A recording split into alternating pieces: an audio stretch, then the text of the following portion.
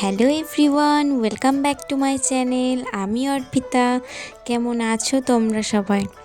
তো আজকে তোমাদের সাথে আমি শেয়ার করব মাটনের একটা রেসিপি। তো মাটনের আলু দিয়ে ঝোল। তো এটা কিন্তু অসাধারণ খেতে লাগে। তো চলো তোমাদের সাথে রেসিপিটা শেয়ার করা যাক।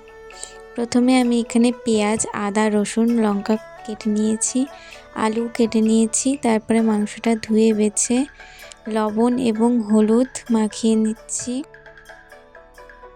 এবার দিচ্ছি আদা বাটা, জিরে বাটা এবং রসুন বাটা দিয়ে একসাথে মাখিয়ে নেব। এরপর দিয়ে দেবো শুকনো লঙ্কা গুঁড়ো, এটাও ভালো করে মাখিয়ে নেব মাংসের সাথে। তেজপাতাও দিয়ে দেবো। তো এইভাবে 15 মিনিট রেস্টে রেখে দেবো।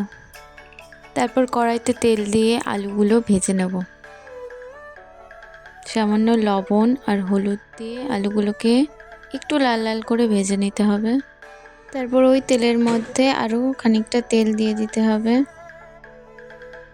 তেল গরম হয়ে গেলে শুকনো লঙ্কা, তেজপাতা, জিরে ফোড়ন দিতে হবে। তারপর একে একে রসুন কুচি, পেঁয়াজ কুচি এবং কাঁচা লঙ্কা চেরা দিয়ে দেব। তো এই সবগুলোকে একটু লাল লাল করে ভেজে নিতে হবে। একটু লাল লাল হয়ে গেলে ওর মধ্যে সামান্য চিনি আর একটু হলুদ দিয়ে দেব। তো এরপর সমস্ত মশলা এক একে দিয়ে দেবো। প্রথমে দেবো রসুন বাটা, তারপরে দেবো জিরে বাটা এবং আদা বাটা দিয়ে ভালো করে কষিয়ে নিতে হবে। সামান্য একটু জল দিয়ে মশলাটাকে ভালো করে কষিয়ে নেব তেল ছাড়া পর্যন্ত।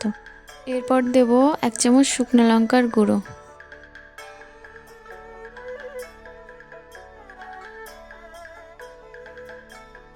তো এইরকমভাবে যখন মশলা দিয়ে তেল ছেড়ে আসবে তখন ম্যারিনেট করা মাংসটা দিয়ে দেব।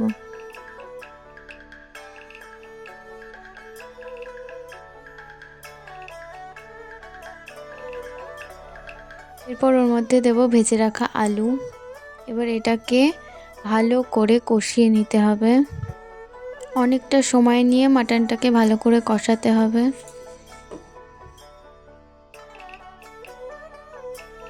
তো ভালো করে কষানো হয়ে গেলে এই পর্যায়ে পরিমাণ মতো জল দিয়ে দেব। অনেকটা জল দিয়ে ভালো করে অনেক সময় ধরে মাংসটাকে ঢাকা দিয়ে সিদ্ধ করে নেব। তারপর ঢাকনা খুলে কিছুক্ষণ ফুটিয়ে নিতে হবে, একটু ঝোল শুকিয়ে যাওয়া পর্যন্ত।